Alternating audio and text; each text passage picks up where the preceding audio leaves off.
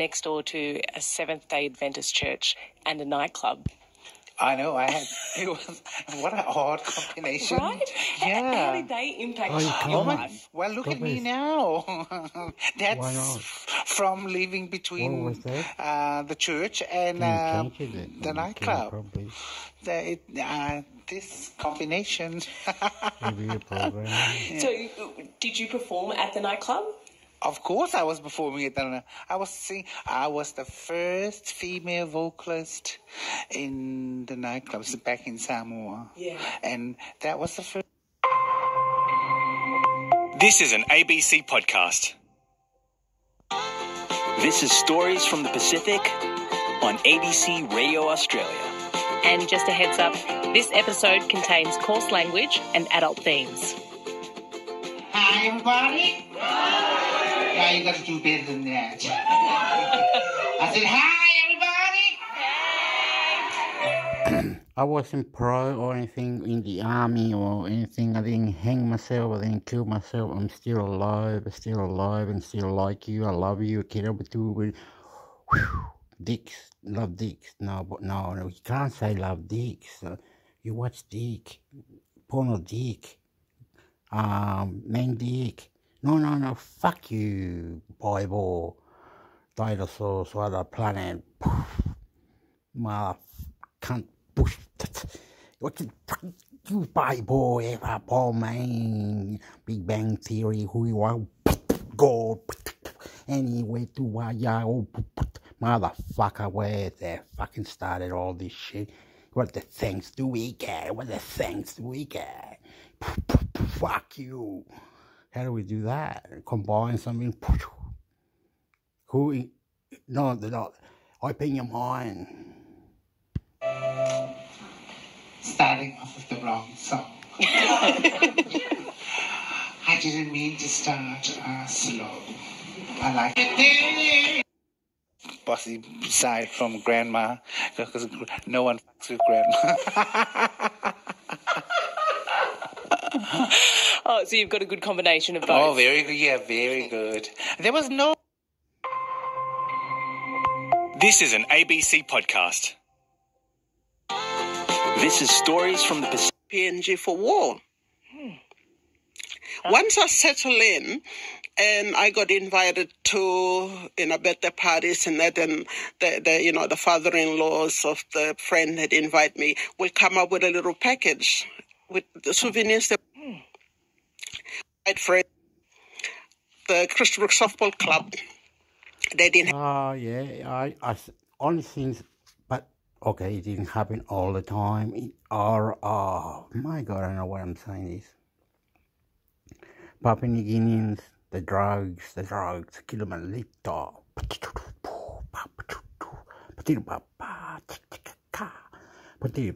Sexy like that. My arm. This is another country. This is another world.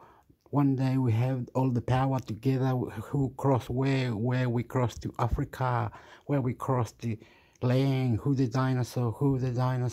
And the bobo, Akanindo, Aki, UFO, Wabo, ain't they like it? They say, are you bad?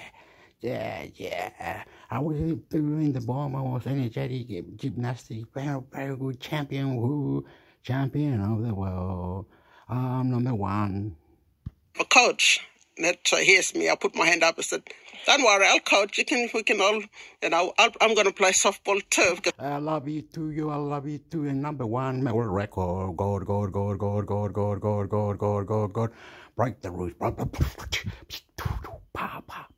Brazil, Papua New Guinea, West Indies. Our history, war. God. I used to play softball in PNG. God. So that's how it all began. Right. I love you, family. Well, fuck. I love you, family. Oh, fuck, fantastic. Friends through sports, through church. Yeah, I got involved in the community. We become part of the community. And so many flies. Crystal Brook. Everything was dry and brown, and my daughter's sitting in the car, and they looked up and they said, "Daddy, are we going to live in the desert?" Oh, I forgot to say this was some do this. Some I don't know if you can do this, like move around from one area to another, or maybe have a job here and interesting over there. These people were Papua New Guinea. One was not a scientist, no, couldn't be, was it? Or a radio reporter or something? Was a very important, oops, very important person. He had a personality, that person with the other. There was another one from the other islands, was connected underneath with the wires for the internet connections to all different websites, music and all that. I love you. I love you. I want to hear it. I want to live it. I want to put it. But coming from the tropics and landing, and there was flies. Oh, my goodness. Never seen so many flies. They're hanging for your face. So it's fantastic. Fantastic. It was become interesting. Yeah. For me, it's like, wow, I'm going to live in this place. It was a challenge, but I was looking forward to it. I'm going to make this place my home. So we fitted in well. I was pregnant when I came, pregnant with my third child when I came. So after I had my baby, the Crystal Brook Softball Club, they didn't have a coach. So here's me. I put my hand up and said, "Don't worry, I'll coach. We can all, I'm going to play softball too," because I used to play softball in PNG. So that's how it all began. Right. I made friends through sports, through church. Yeah, I got involved. I got involved in the community. We become part of the community. Later, I realized that lots of the older generation, the old men in the town, actually went to PNG for war. Once I settled in, and I got invited to birthday parties and that, and the father-in-laws of the friend had invited me. We'll come up with a little package with the souvenirs they brought back from the war. And because they know that I was from Papua New Guinea, they accepted me. So I think on that, I was lucky to actually survive in a small country town, but I feel I contributed a lot to the town too. My children grew up, played sports. I said, "You go cars." All right. Yes. Lifestyle or something. They were suitable. These people were suitable. It's mentally mind blowing. They go to wherever, in a city, in a town, in a little area, whatever. They can adapt. These people can adapt this type of atmosphere. Dinosaur in the desert, snakes, reptile, UFO, extraterrestrial, mind blowing, everything. FBI, whatever, YouTube or anything, whatever. All beautiful. It's crazy. I don't know how well. Excuse me, please. I love you. What was it actually like? All of a sudden, I had no idea what Crystal Brook was. I worked and live a life away from my community. So I was used to being away from home. Ever since I was a teenager, I worked at fish and chip shops and wherever there's work. So, and coming to Australia was my husband's home. So, and he was everything to me. In our country, when you marry a man, you go with to his family. You become part of his family. His home is your home. And oh yeah, mi casa es tu casa. Como los Filipinos dice, el Singaporean Filipino. Wow, Hector, you're embarrassing, idiot. You're embarrassing, this Hector. Who is this Hector? I'm intermix Hector. You're embarrassing, mate. You're embarrassing. But we still love you. Thanks for putting it on. I love you for putting it on. It's life away. I love you for putting it on. Fuck up. Get on with it. From my community. So I was used to being away from home. Fuck yeah, it's sexy and you know it. Punch up. So I was a teenager. I worked at fish and chip shops and wherever there's work.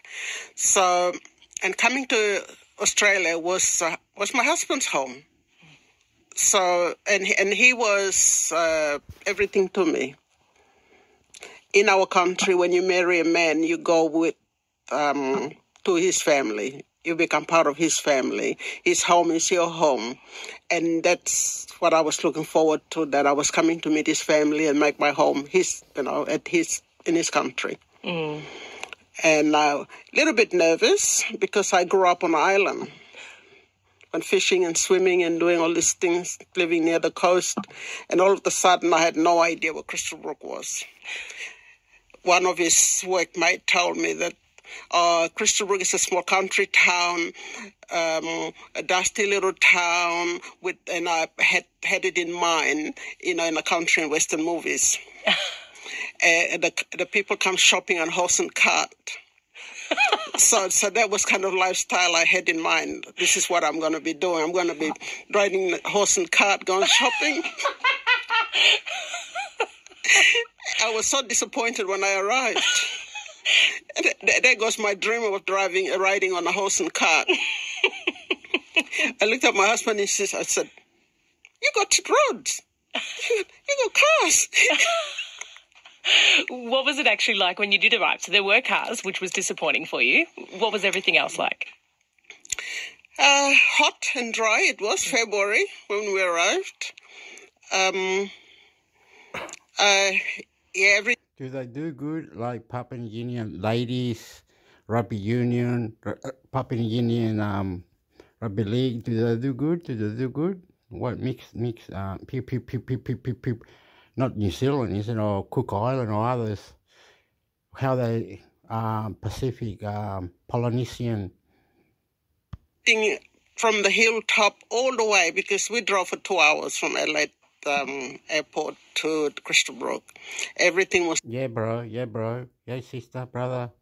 Pew. Army Commando, South Pacific. History.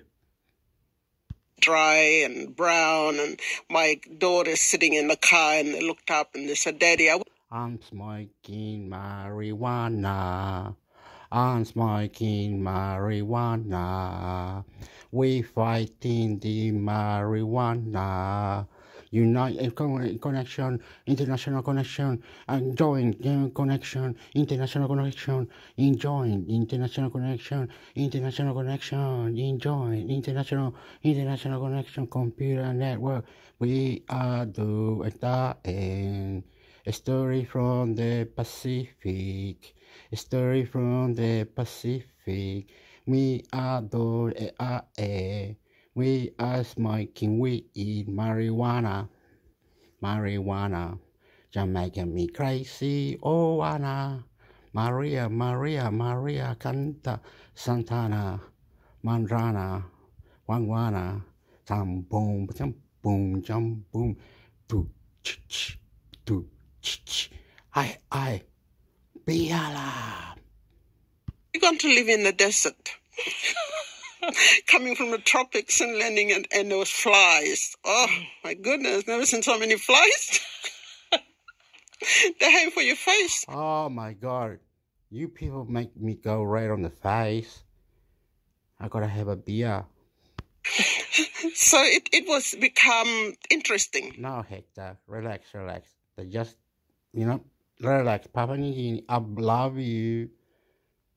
Yeah. I love you. Listen and reply, I love you. Me, it's like, wow, I'm going to live in this place. It was a challenge, but I was looking forward to it. Yo hablo español, viva la raza. Corazón caliente, oh. ¿Cómo se va? Vamos a la playa. Daddy Yankee, Bad Bunny. Oh, ah. Somos pacíficos. Reunión caliente. Toda la gente. Bombastic. Qué fantastic. ¿Qué está pasando? Van mandando aquí a Australia por un caleta. ¿Qué te pasa? Es un mix DJ nocturno del Sydney, de Melbourne, Canberra.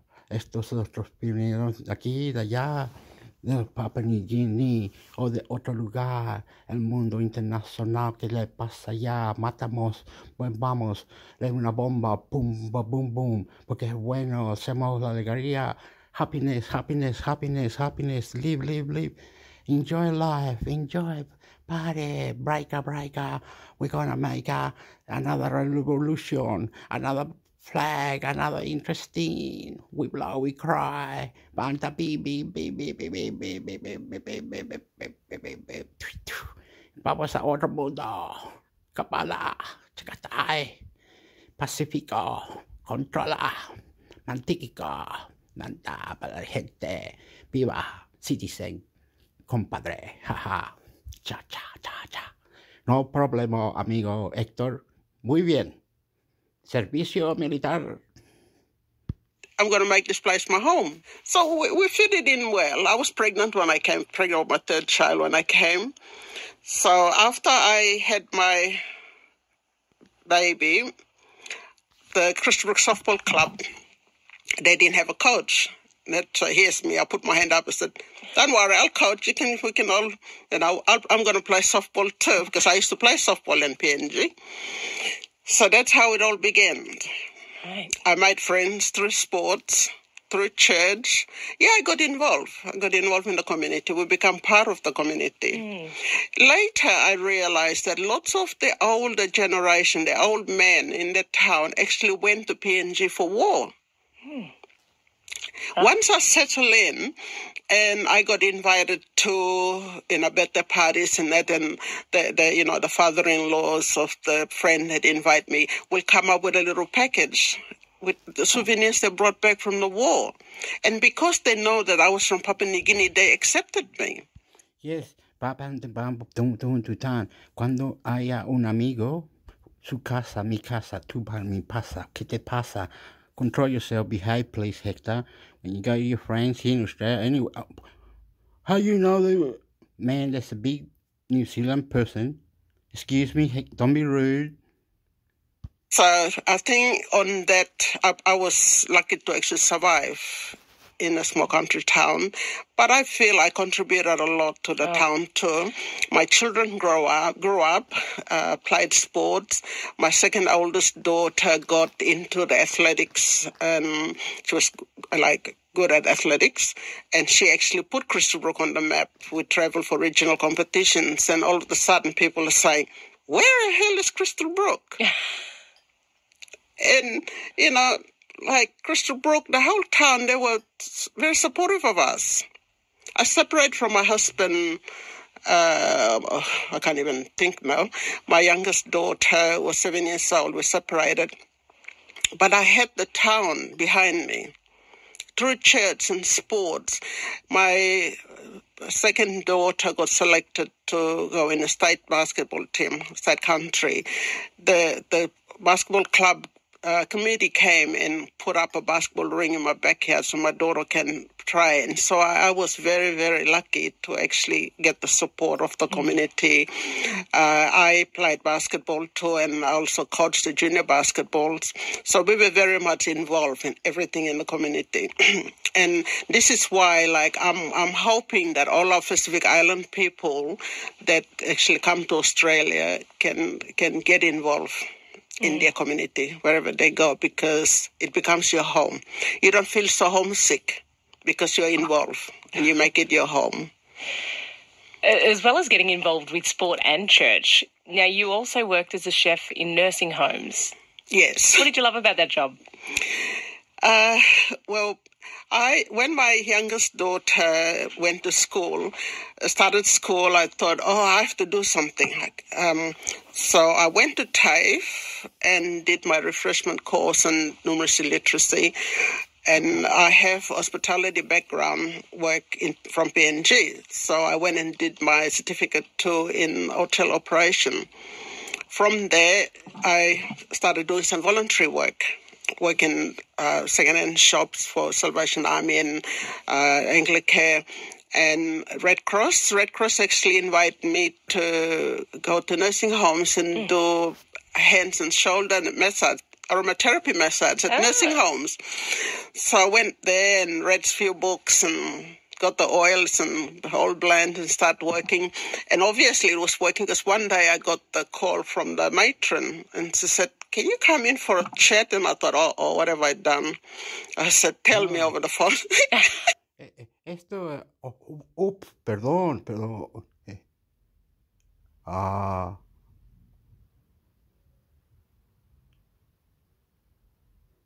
Hermoso, caliente, sospechoso. I'm not coming in if I did something wrong. And she said, no, I want you to come for a chat. I said, I know the chat. I said, tell me. Otherwise, I'm not coming. She said, how would you like to come and work here? I said, but I'm not a carer. I'm not qualified to work in a nursing home. She said, just come in. She said, I'll put you in the kitchen. So I went in there and started as a cook. And so I went and did all my training and came down to Adelaide, packed the house, and then moved down. Mano to mano, hermano. Mano to mano, hermano. Abra, asha, abra. Move in with my children and start work. For me, it's like they're the family I don't have. All the old people in nursing home become my family. Yeah. I did everything I could to the Chile. Wow.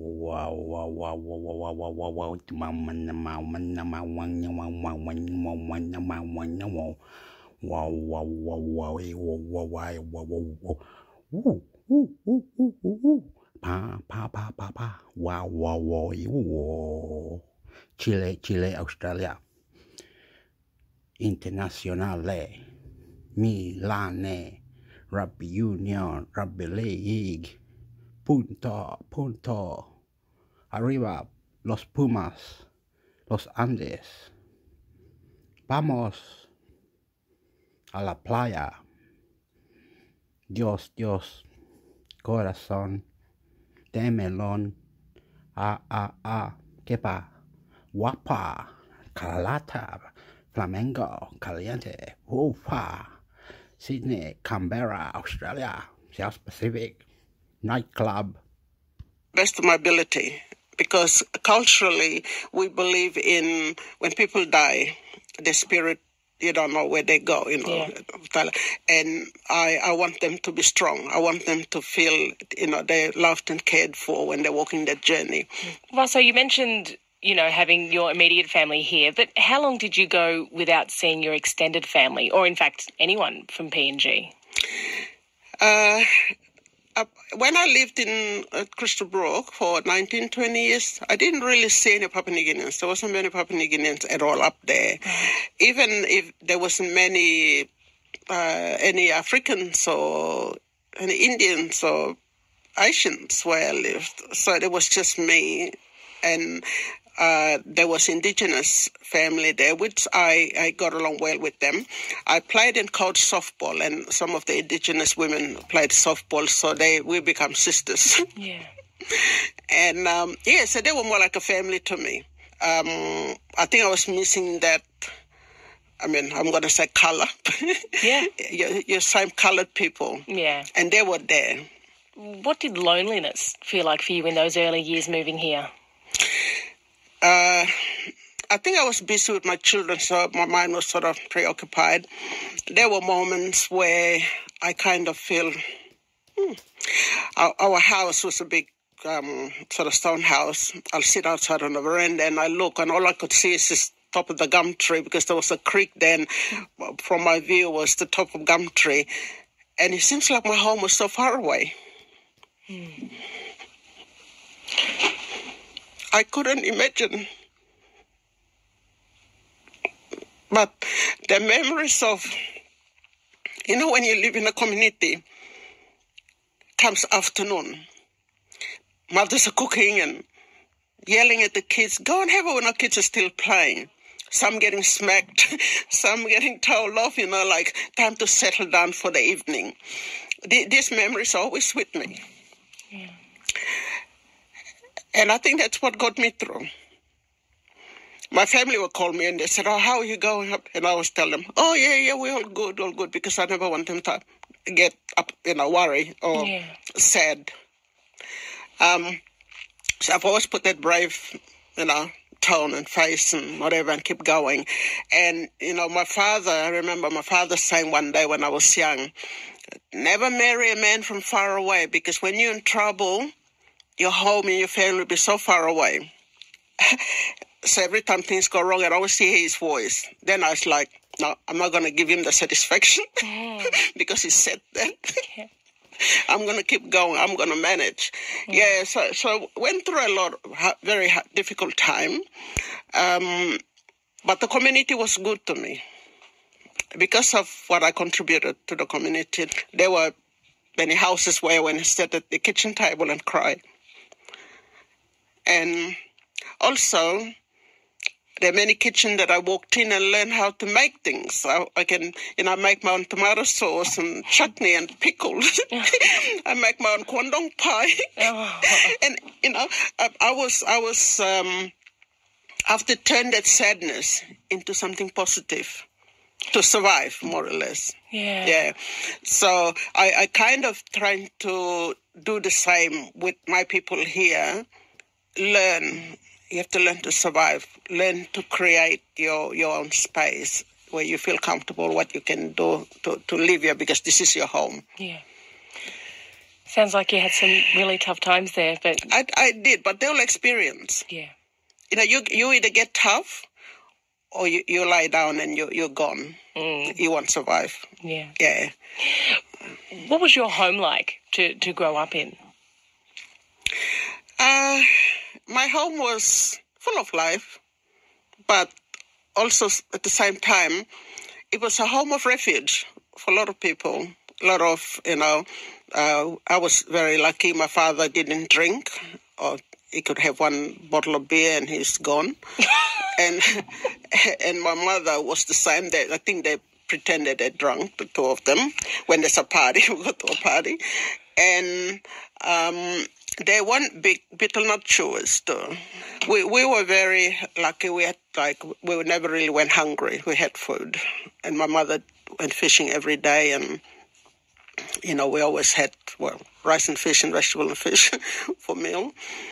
We also supported a lot of families. Our house was a refuge to a lot of DV situation. So I grew up in a home like that, and I was caring and watching everything that was going on. I didn't have a very good... my childhood was good. When we left Sepik, where I grew up, where I was born, we went to Medang for a while. I lived there until I started school. I think I was like five or six, and we went to Rabaul, where I grew up. And I had good memories of my childhood. But then, come close to teenage years, I didn't have a good relationship with my mother. I was more closer to my dad. And I have to drop out of school. I give my paper calling. Wantox Association in South Australia. Well, so when seasonal workers from Papua New Guinea started arriving, what did you see them struggling with? Everything. They had no idea where they're going. Yeah. They're not informed of where they're going, what sort of climate they're walking into. I think they probably imagine in their mind they're going to be in a city area. Some of them arrive at night time, and there's a big bus waiting for them. They load them on the bus and take them away, more or less. But because all those men that came, they weren't from my province. So I had no idea of how many men was coming. We only just started the organization, and no one kind of believed that this group of women can operate an organization. So we...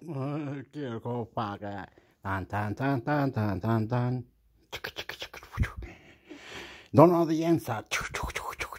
Who came, who was it came? Who came, who was it came? Ding dong, oh my. Balan, balan, balan. Vamos a la fiesta. Arriba nocturno. Viva Sydney. Viva, viva Sydney. Viva Melbourne. Latino nocturno.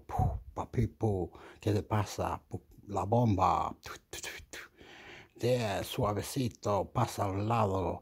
3 para adelante, para adentro, al centro, vuelto, a todos los costados, sur, este, oeste, de calor, mueste, ¿qué de pasar? La playa, Perú, México, Panamá. Estoy enamorado. Oh, mi corazón, bamboreto yo, esto se mueve. Vamos a la gasolina, ¿quiere más gasolina? And irrelevant to them. They didn't care whether we care. We sort of get second-hand information from where they are. But some of the women that was in the committee, they were relatives. Oh, yeah, my friend was married to a Papua New Guinean lady and went there, and his name was Curl or something, and he went there and gave a generator to help out with his money that he had, 1,000. It was interesting how the tradition of different dances, Peru, Uruguay, all the other Latin, and you combine something nice. Related to the seasonal workers that came, so they were getting information from them where they are. It was beautiful customs and tradition of their country. They were saying good things. There was an operator guy with a tie, little thing in the throat. Fucking kick him in the fucking head, motherfucker. You know, no thanks for him. Thank you very much. Carnival, whatever it was. 1,000 walk down the road. Movie night, festivals, subtitles, political issues, Western hours. And how many people are there. So we put together care packages and travel to that where the regional area where the farms or the abattoirs where the men were working, and meet them and provide them with whatever they need. Some of them that came in winter. Oh yeah, they were saying about the netball teams. Now they've got a Papua New Guinea and probably ladies netball team. Not bad, very good. Good try. I said, oh, yo soy chileno. I think some of the other Pacific Island seasonal... Oh, yeah, sorry. Thank you, please. I'm red on the face now. Workers came more prepared than the Papua New Guineans because they came in winter in T-shirts and shorts, and they had no idea where they were going. Now I hear reports from some people back home that returned from the seasonal work. They're saying that food and it's an outlet for them. If we can get them involved in the sports or community activities, they will occupy their time and mind. They're not going to sit there and get depressed or, get homesick or turn to alcohol and, so that was my fear of how it could affect them if they don't play sports and they're just sitting at home on the weekend after work. What are they going to do? Oh my God. If you're in America or someone, this is God bless some of these people probably or other, they want to go and play sport and they can't really catch it. No, can't do it. I don't know the name. So they mix it with netball, indoor cricket, other shit,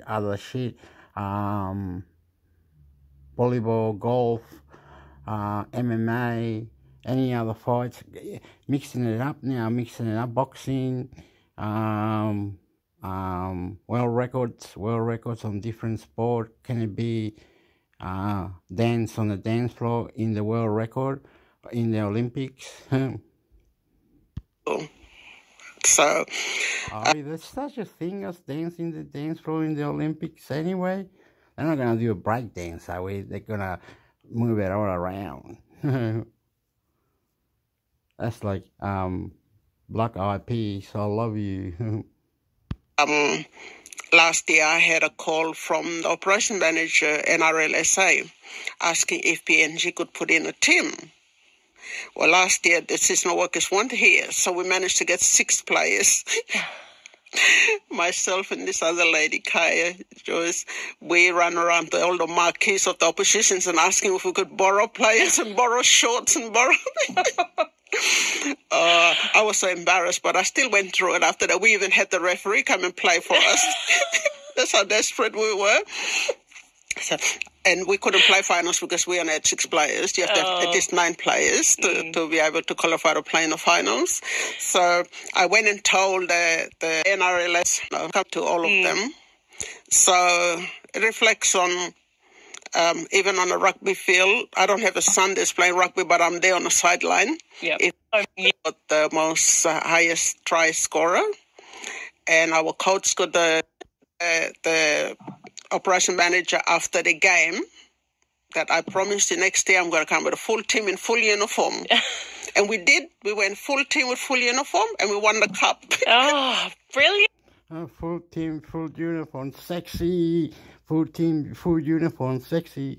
Goal, goal. That was beautiful, what I said. I went, what are they going to do? They will occupy their time and mine. They're not going to sit there and get depressed or, get homesick or turn to alcohol. And, so that was my fear of how it could affect them if they don't play sports.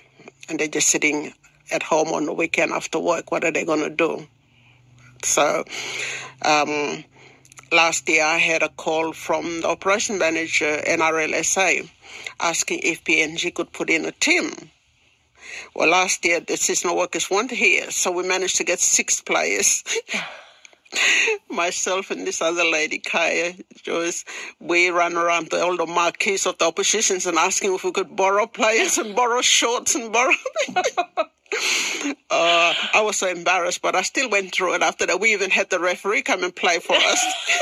That's how desperate we were. So, and we couldn't play finals because we only had 6 players. You have to have at least 9 players to be able to qualify to play in the finals. So I went and told the operation manager after the game that I promised you next year I'm going to come with a full team in full uniform. And we did. We went full team with full uniform and we won the cup. Oh, brilliant. On the cup day. Now the NRLS, I could see that now they've got players. Yeah. We need to promote rugby in South Australia. So the next step was to get a team together. And we have got a team. We become minor premiers.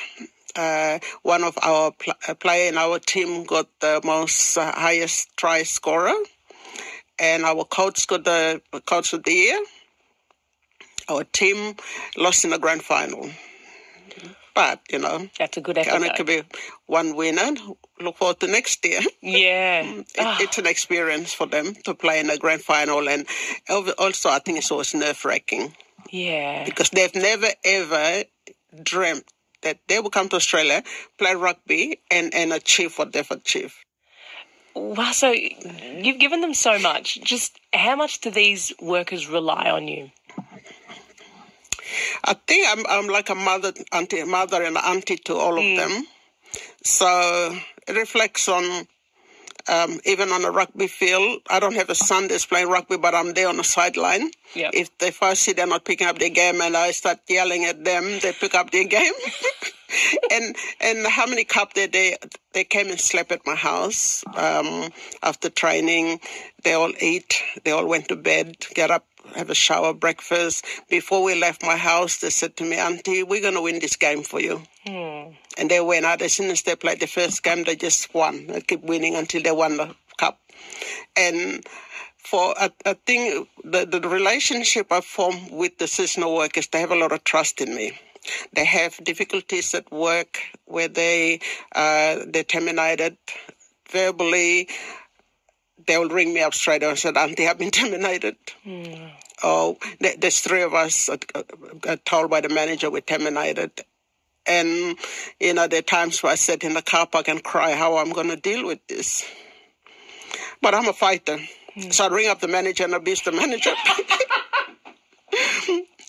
And I asked them, have you asked the boys, you got termination letter in your hand? And they said, no. I said, don't go anywhere, stay there. Yeah. And, I'd make phone calls and do all this thing between my work. And I'd fight for them, and I'd go on fighting for them. Yeah, I love hearing this, and I can absolutely see why you have this connection with all of those seasonal workers that come over here.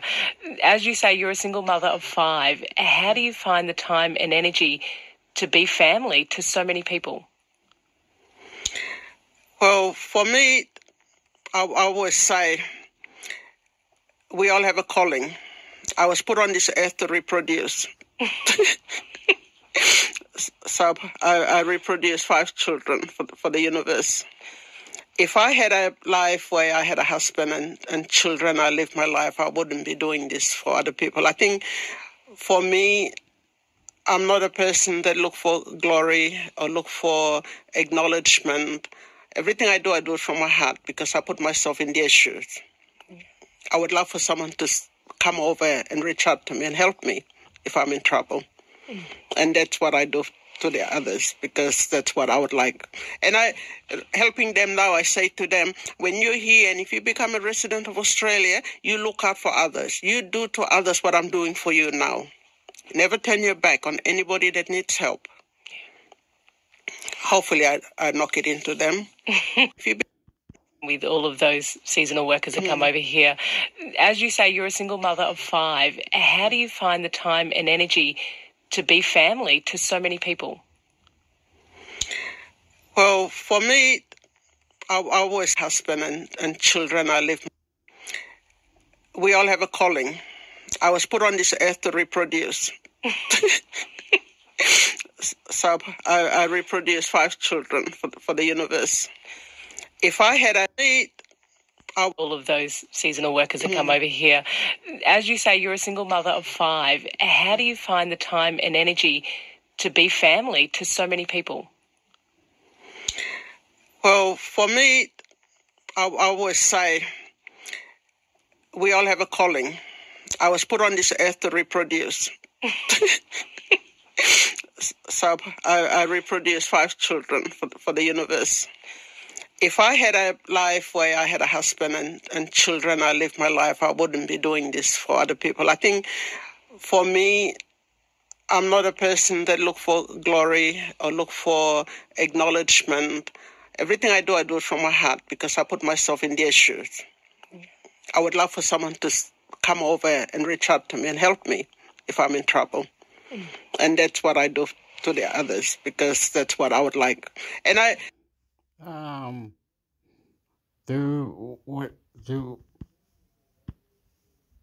with this.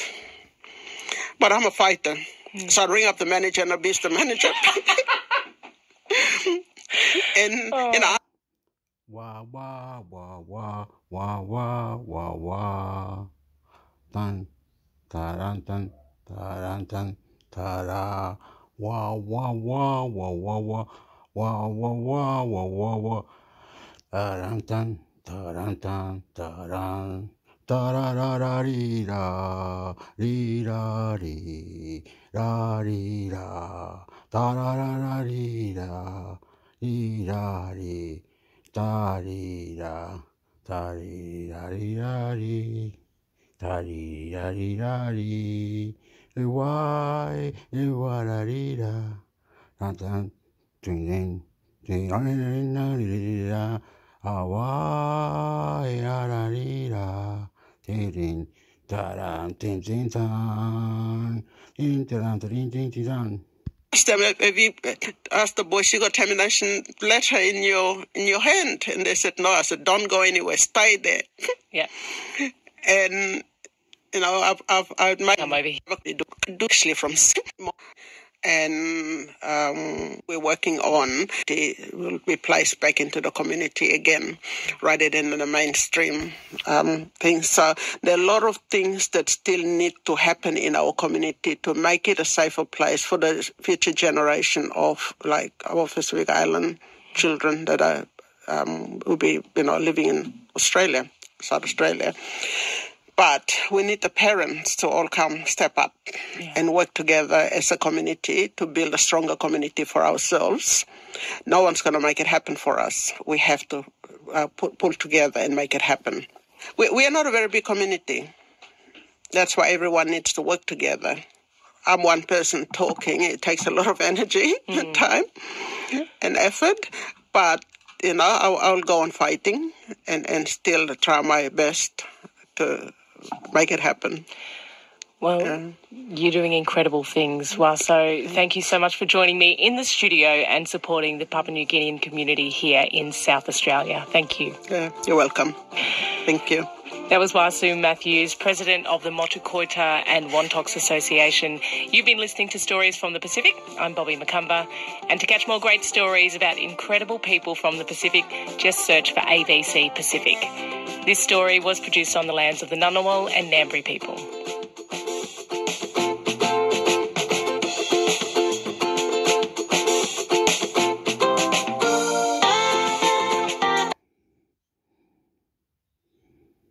Why couldn't listen to that? You're not allowed to, bro. Why? What did I do? I've got to look for the other one now, amigo. How do you do it? It's your phone. My S9 phone. Okay, okay. Oh, this one.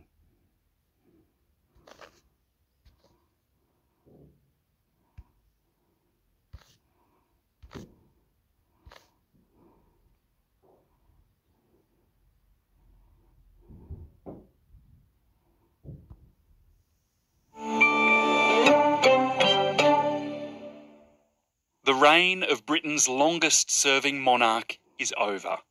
Buckingham Palace has announced Queen Elizabeth II has died. Elizabeth Alexandra Mary might never have become queen if not for a royal married, her grandchildren married too, and great-grandchildren arrived. It troubled the Queen when her grandsons, Princes William and Harry, publicly fell out. In a dramatic twist the following year, Prince Harry and wife Meghan Markle stepped back from their royal duties and moved to North America, while the Queen reflected in one of her Christmas messages how the coronavirus pandemic had changed everything. Some mourning the loss of those dear to them, and others missing friends and family members, distanced for safety. When all they'd really want for Christmas is a simple hug or a squeeze of the hand. When her husband, Prince Philip, died in April of 2021, they'd been married for 73 years. Queen Elizabeth's life and work has been described as an anchor for our age. In recent times, the Queen earned some outward emotion. In the years to follow, Charles remarried, her grandchildren married too, and great-grandchildren arrived. It troubled the Queen when her grandsons, Princes William and Harry, publicly fell out. In a dramatic twist the following year, Prince Harry and wife Meghan Markle stepped back from their royal duties and moved to North America, while the Queen reflected in one of her Christmas messages how the coronavirus pandemic had changed everything. Some mourning the loss of those dear to them, and others missing friends and family members. I think that look suspecting the media or the coronavirus, whatever it was. People do say whatever. People do whatever.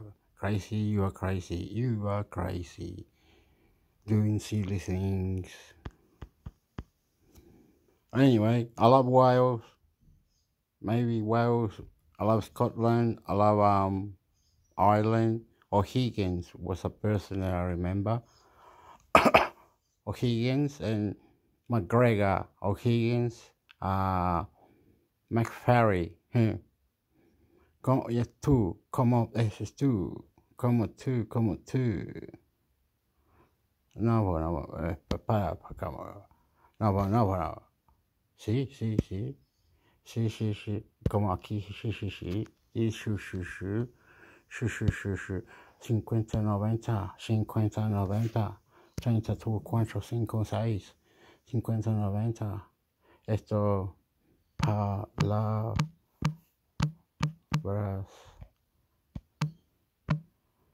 chile,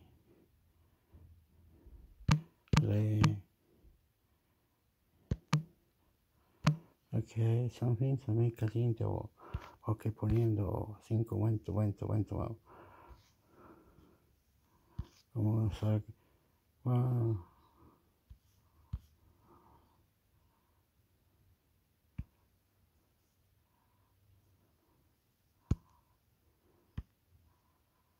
Ah, las cagaste, weón.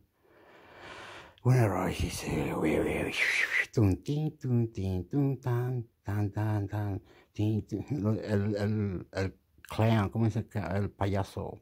Oh, el corazón, me invito. Chapulín. ¿Cómo se llama la weá? Esto argentino. Ellos ganaron la copa. Sí, mi amor. España no. Amor. ¿Qué pasó, amigo? 110 palabras y expresiones chilenas con su significado. Cada país tiene su forma de hablar que difiere de otros lugares aun cuando se hable el mismo idioma, y este es también el caso del dialecto chileno, que posee expresiones y frases que son muy comunes para los habitantes de esta nación, pero que para los turistas resultan difíciles de entender. El español chileno incluye una serie de modismos que solo son entendibles para sus pobladores, y a menudo son término popular en otras naciones, pero que pueden tener otro significado en este país andino. Si te interesa saber más acerca de las particularidades de la manera de hablar de los chilenos, sigue leyendo. Aquí haremos un repaso a las palabras y expresiones de Chile más características. Ok, déjame esto, tú eres penca, weón. Fuck you, motherfucker. No, karate, déjame molestar ya. Tú no sabes lo que va a decir y tú las palabras tú no lo sabes. Así que déjame mentir, tienes que leerlo y verlo y estudiarlo, ¿ok? Como esto, como lo otro, yo pararé. O sea, cállate, Héctor. Deja de molestar. Tú sabes cómo hacerlo. Cuando encuentre algo, adelántalo. Por favor, los trucos, Héctor. Pórtate bien. País. Artículo relacionado los 12 tipos de lenguaje y sus características. Palabras y expresiones de Chile. Pórtate bien. Te mato, te pego. Características del país explicadas. Esta es una serie de palabras y expresiones muy populares en Chile que te servirán para conocer un poco más sobre el vocabulario y el lenguaje popular de sus habitantes. 1. Hacer perro muerto. Hace referencia a cuando alguien se va de un restaurante o cualquier otro negocio sin pagar. 2. Por si las moscas. Dícese de algo que se hace de manera preventiva, o advertir a alguien que vaya con cuidado. 3. Asado de vidrio. Esta expresión es una invitación para beber y comer carne barata. 4. Estirar el chicle. Se emplea cuando se quiere alargar una situación o conversación. Quizás te interese 80 expresiones argentinas y su significado. 5. Sacar el rollo. Se dice así cuando se quiere conocer o evaluar a alguien, para no tener dudas sobre sus acciones o comportamiento. 6. Volantín de cuero. Así se le dice a una persona que no invita nunca, es decir, una persona que es tacaña. 7. Tupirse. Se refiere a confundirse o complicarse con algo. 8. Potable. Es una especie de halago y reconocimiento hacia una persona con muy buena apariencia. 9. Pichintún. Se le dice a una porción mínima de algo, que incluso denotas un poco de decepción por ello. 10. Tirar para arriba. Es una expresión que se utiliza para darle ánimos a una persona. En imagen. 11. Papaya. Es una palabra que se usa para indicar que algo es muy fácil. Papaya. Ok. Esto es un chiste. Están pasando bien rápido la weá que me importa. Esto no es bueno. Bueno. Wahoo. Okay, papaya. Yo digo papaya. Perdón, el gato me comió la lengua. Tan. Enchúfate. Pum, pum. La o e o a da e o a. El pop rock chileno con un mix de el eléctrico cuestión con la guitarra sultana, señora, guarana, panten 50, pantu, 40, 30, 60, molesto. Papaya yo lo hallo como una fruta. Muy bueno, eso es. Es bueno de mostrar esto fuerte. Y, oh, sí, esto es caliente, es un matador, es bueno, le gusta, tusta. Es una palabra que se usa para indicar que algo es muy fácil, tan fácil como una papaya. El viejo verde dícese de un hombre mayor que sale con mujeres mucho más joven. ¿Cómo se llama esa palabra? Viejo verde, y la otra se llama papaya. Como papaya para mí, yo vivo se van a reír, yo veo una mujer, Héctor, no es eso. Sí, mira, dice papaya, es una fruta. La mierda, Héctor. De tan. Dios, Chile es el largo país. Es lo que tú sabes, weón. Cagón, no vas a encontrar una novia, polola, una mina, una niña. Dios mío, wow. Todas las rutas de los árboles del mundo completo. Ovnis. Spaceships, cohetes. El viejo verde dice que es un hombre mejor que sale con mujeres mucho más bajo. Viejo verde, como ya, si yo veo eso, viejo verde, se van a agarrar ahí. Porque yo tengo que hacerlo así, que mis dientes están cortados adelante, eso es feo de mis dientes. Mi madre me ha retado muchas cosas. Entonces, háganse de criminal, llora, weón, tonto. Cuesta mucha plata los dentistas. Cuesta mucha plata esto. Es muy delicado cuando vaya para Chile y otra weá. Una mierda, weón. Ya, Chile. Yo, cuando se dicen, explotar. Lo tienen aquí, pásalo aquí, por el para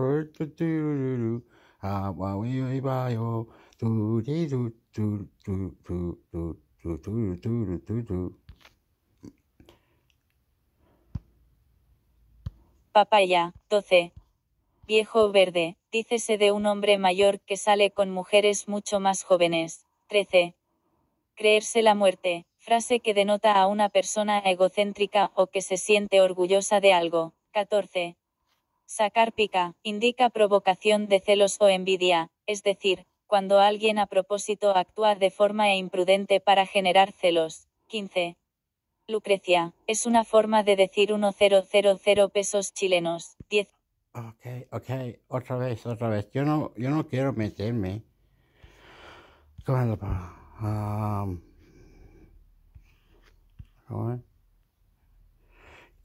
Creerse la muerte.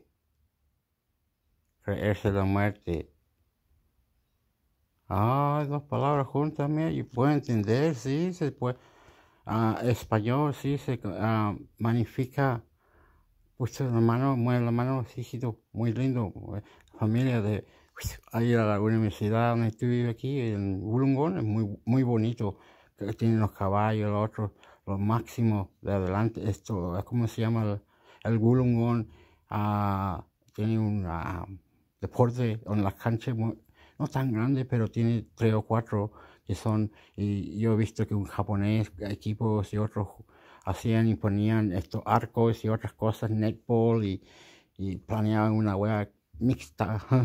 Era bueno, muy bonito. O sea, rojo en la cara porque uno se llamaba, a ver, pero no miento, Jazz Festival, en Wollongong, Illawarra, Dapto, los chilenos, latinos, chilenos, Illawarra, Facebook, chilenos, Illawarra, Facebook.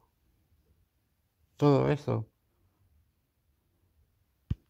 Australia, chilenos. 16. Hocicón. Persona que no sabe guardar un secreto y lo divulga. Una persona poco confiable. 17. Copete. Así se le dice a una bebida alcohólica o un trago. 18. Tirarle los churrines o calzones. Es conquistar a alguien, más específicamente cuando se está en la etapa. Artículo relacionado 90 palabras y expresiones mexicanas con su significado. 19. Macabeo. Forma como se le dice a un hombre que está sometido a los caprichos de una mujer. 20. Dar la hora, significa estar en un lugar perdiendo el tiempo, lo que es una forma de quejarse. 21. Mandarse un condoro, se usa para decir que se cometió un error grave. 22. Maestro Ok, otra vez. Pero no se laguen de molestarme. Yo no soy buena pues todo esto. Yo he visto que una señora y un caballero. Pero no. Respira para adentro, respira para afuera. Yo no soy para matar, no soy para. Es que yo he visto como comunistas, como feos, que quieren mostrar política y cosas por 1 hora, 2 horas. Se ven como patos, bueno, y ustedes lo hagan a reír. Cuchillo, weón, matarlo. No sé quién serán. Esos se creen como artificio inteligente, pero feo, Héctor, toda esa weá y más encima y todo. Que no sé, Dios, YouTube. No tengo idea que estoy hablando de políticas que hablan, no sé. No, perdón, hermano, ¿cómo la va? Dios mío, no sé qué estoy hablando. Yo no entiendo las palabras, no sé, tengo que ir para atrás, parece.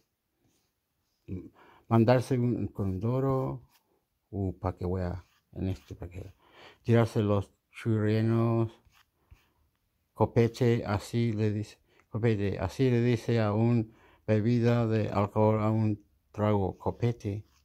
Tirarle los churrines a calzones es conquistar a alguien, más específicamente cuando se está en la etapa. Articular realizaciones de 90 palabras, expresiones mexicanas con su significado macabeo, forma como se le dice un hombre que están sometido a los caprichos de unas mujeres. Ok, eso es difícil. Macabeo. Dar la hora significa estar a un lugar perdiendo el tiempo, de lo que una forma quejarse. Wow. Dándose una condoro, se usa para decir que se comete un error grave. Un condoro, te cometiste un error grave. Llegaste y dejaste las llaves dentro del auto. Y se casi te pega, te mata. Héctor, pórtate bien, weón. El gato comió la lengua. Estos weones quieren alto sistema, weón. Ellos son más. Qué lindo, Héctor, qué lindo. No saben manchetear. Manchetear se refiere a perder el dinero en la calle. Wow, yo también perdí mucho antes, sí, llorado y ay, pucha, que yo no lo tenía mi cartera, mi teléfono. No, fuck ya, apagar la tele cuando consciente en tanto de beber, pellizcar la uva, indicar que la atención de quitarle el movimiento, dedicar la atención de quitarle el novio o la novia a otra persona. Quizás te interese que la psicología cultura. Ajá. Sí, ¿cómo eso? Pellizcar la uva. ¿Qué uva pellizcar? Tu madre, puta, mamá. Sylvester Stallone hizo una película. Sylvester Stallone hizo una película de los 4. ¿Cómo se llama ese grupo? Sylvester Stallone. Anyway, mire.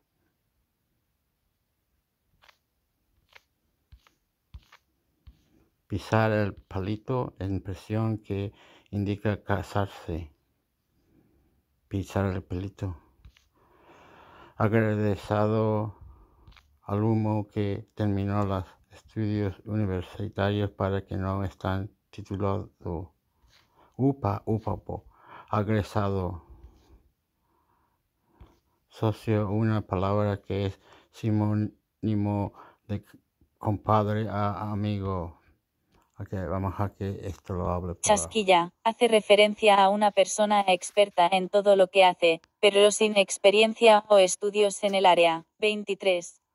Lacho, se refiere a un hombre mujeriego. 24. Pololear, es estar de novios o en una relación sentimental un poco más formal. 25. Estar achacado, expresión que denota angustia o tristeza. 26. Subir al columpio, significa burlarse de alguien, así no se... Subir el columpio, eso yo le hallo como un trampolín. Personas de televisión chilena, australianos, sí, escribieron un libro muy bonito. Una persona que estaba en una radio especial murió. Víctor Callabancas de 2XX de Canberra murió. Otros hacían fiesta por todos lados de Australia, muy bonitos, de todas sexy. Jugaban voleibol y mostraban de todo. Ellos, uno y el otro hacían un truco, y como cerraban sus ojos y tenían como un dibujo y mostraban cuestiones. Acá en el estadio está hecho como es la weá, bien fuerte la weá, y con todo, música y mierda afuera, abajo, comida y todas otras weas, asientos, otros bailando, las sexy señoras, todo con sus banderas y tambores y sexy latinos. Oh, mamá, Dios, que estoy hablando de todas clases que le pueden dar para dar, bueno, entrar y poner sus restaurantes y sus radios y sus comunidades de los latinos en Australia. ¿Cómo eso se puede hablar? Eso. Yo. Corazón de melón, que yo, corazón. Tan, va, tan, va.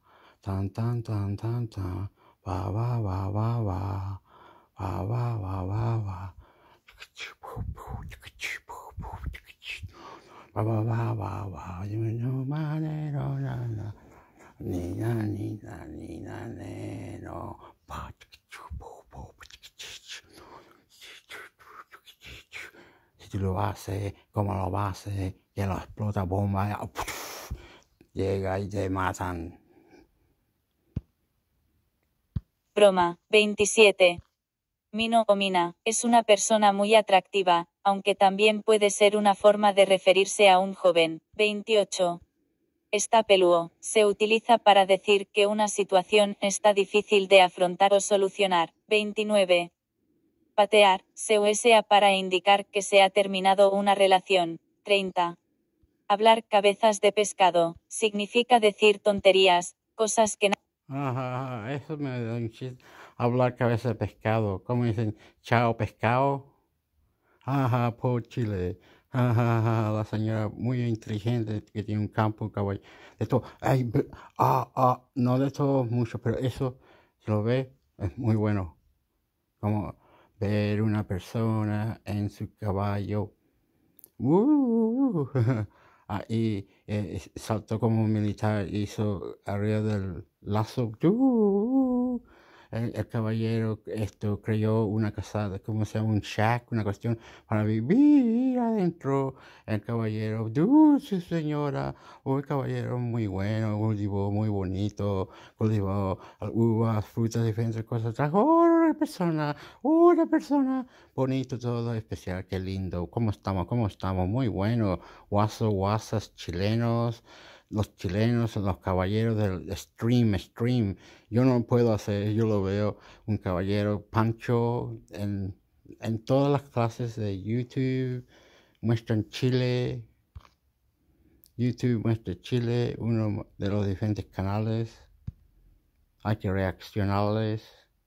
El AI te ayuda a reaccionar a chilenos, te lo va a ayudar.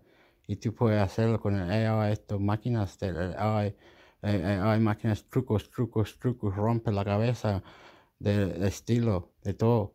Yo soy intermix, yo no lo hago, no sé. Yo no tengo novia y todo bueno, tengo 2 piezas y ahí arriba, bueno. Puedo ir hasta hacer una carrera en el mar con el booty bag board. Está guay. Fucking kickboxing. Le va a gustar. Pero no soy rico. Pero eres interesante, po. Si tú no eres rico y no compras al amor y la weá y la... me dejas triste. Chancho, mierda. Te pegó la mamá. Llora, weón. Es bueno llorar. A ver. Escuchar, 31. Hacerla corta, abreviar un trámite o resumir una historia muy larga, también significa demorarse poco. 32. Pelambre, es un comentario malintencionado o chisme. 33. Machetear, se refiere a pedir dinero en la calle. 34. Apagar la tele, quedar inconsciente de tanto beber. 35. Pellizcar la uva, indica la intención de quitarle el novio o novia a otra persona, quizás te interese. ¿Qué es la psicología cultural? 36. Pisar el palito, expresión que indica casarse. 37. Egresado, alumno. Pisar palito, expresión que indica casarse. Ok, yo no estoy... mira, me pillaste. Ok, voy a decir bien rápido. Cuando nosotros morimos o peleamos, los mexicanos estaban unos bien chistosos payasos con los sombreros, cantaban bonito. Es una señora argentina muy bonita, me gustaba, ella sexy, tenía un piano al lado, a veces y cortaba las canciones. Dios mío. Cuando yo me volviste marino, yo te espero, quiero cantar la canción, el corazón del mundo explotación. Me fue la hora, me fue el camino, no entré en su departamento, el número, la gente, 1, 2, bailó, explotó para todo. Tan, policía, policía, policía. Había una policía, ¿cuál de policía? Entre policía, todo policía, policía, pum. Fuck the policía, what the policía. Terminó los estudios universitarios, pero que no está titulado. 38. Socio, es una palabra que es sinónimo de compadre o amigo. 39. Pasarlo chancho, significa divertirse o pasarla bien. 40. Tener olor a gladiolos, indica que una persona está a punto de morir. 41. Pica o picada, es un lugar donde las cosas son baratas y de buena calidad. 42. ¿Cómo es que picada? Eso como yo, mamá, picada. Yo digo, bla, bla, y la respuesta que me dan, claro, ya te voy a coser algo, o está todo picada con el Picasso, que le pica la piedra. Héctor, yo soy chistoso. Cuando en Inglaterra tenían una guerra con los aviones, ¿cómo se llaman los aviones? Alemán.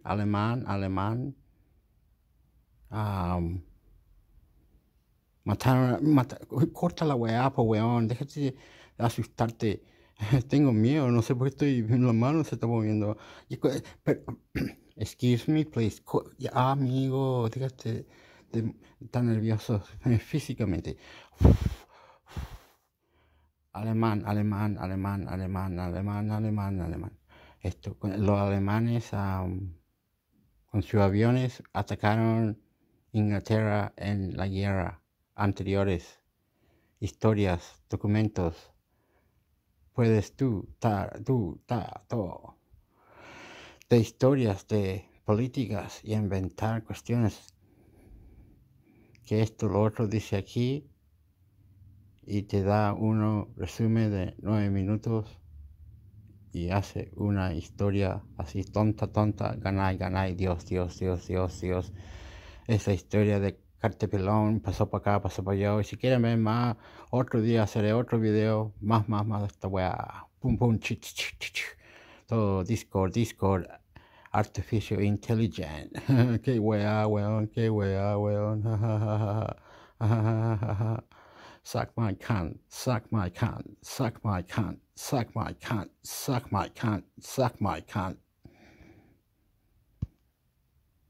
No estar ni ahí, denota que no interesa o no importa. 43. Arrugar, es no hacer algo por miedo o nerviosismo. 44. Valerongo, significa que algo no vale la pena. 45. Calzón, hace referencia a la ropa interior femenina. 46. Calzón. Ok. Yo no quiero decir que son mañosos. Ustedes calzón por calzón. Son mañosos. El bikini, cuestión. Héctor, ya. Be quiet, es referencia a la ropa interior de femenina. Ok.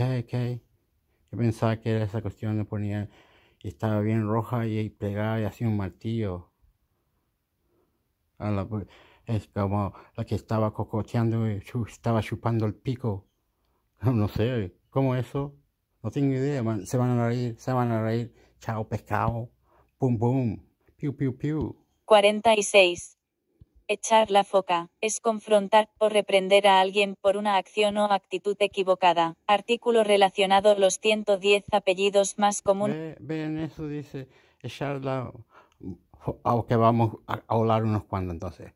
Después lo vamos a cortar entonces. Echar la foca es confrontar a reprender a igual. A ver cuánto. Igual por una acción, actitud, equivocado, artículo relacionado de los S110 apellidos más comidos en Chile y su significado. Avispado, una indica de inglés hábil, ingenios o de reacción rápida. Nuestra Intel describe acá. No más topamos, no coincidimos, no nos encontramos. No más topamos, no coincidimos, no nos encontramos. Hola, no más topamos.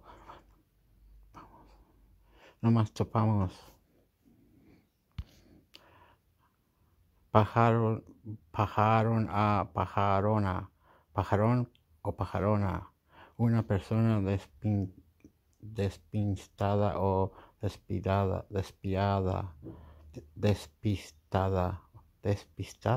Cosa eso. Y despiada. No sé, taco, palabra con el que recibe la aplicación. Ustedes pueden cortar el video y hablarlo conmigo. A ver, ¿qué habla? Su significado. 47. Avispado, indica que alguien es hábil, ingenioso o de reacción rápida. Newsletter PIM. La pasión por la psicología también en tu email. Únete y recibe artículos y contenido. Yeah, como tú, el gato se comió la lengua, el gato se comió la lengua, el gato se comió la lengua. Hace una cuestión como juntarse conmigo, mátame, mátame, mátame, pregunta, pregunta. El gato se comió la lengua. Yo te voy a responder de una manera como tú puedas ir privado a una parte y hablar de verdad, o que ese babo y ganar la vida. Gangsta Héctor. ¿Cómo se prende? Oh, se fue. Dios mío, perdón, I love you. Exclusivos. Suscribiéndote aceptas la política de privacidad. 48. No nos topamos, no coincidimos, no nos encontramos. 49. Pajarón o pajarona, es una persona despistada o despiadada. 50. Taco, palabra con que se refiere al tráfico, atasco o embotellamiento. 51. Calzoncillo, se le dice a la ropa interior masculina. 52. Me tinca, se emplea para decir que algo me apetece o me agrada. 53. Sí, es una forma de decir, sí, pues. 54. Hace referencia a una persona que hace los mandados o favores por obligación. Artículo relacionado psicolingüística, que es, objetivos y áreas de investigación. 55. Ir a carretear, expresión que se utiliza para decir que... Eso es como chileno, ir a carretear. Ir a carretear. Como le diría una alemán a los españoles. Eso sí, existe. Esto, ¿cómo se llama esto? Porque ya, pues, hijo de puta. Esto, Inglaterra, EPL, ¿cómo se llama? English Premier League. Esto, hinchas cantan, gritan, insultan, sacan la chucha, pusha, kasha kushu. Esto, se transmiten en España el clásico, en Holanda con drogas, con Francia, en Pepe, todo, Belgium, Lukaku, el negrito de Belgium, Inter Milán, todo lo que pasó, ¿verdad, bro? Bueno, lo puede ver aquí, pues, lo puede ver aquí, y mucho más, ¿ok? Se lo voy a dar, no sé a dónde, como se lo daré.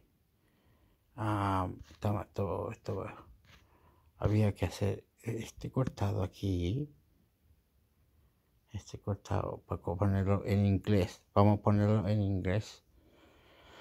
En inglés, sí, esto, en inglés, ¿dónde estaba? Estaba aquí, pues, amigo, estaba aquí, estaba en inglés, y para acá.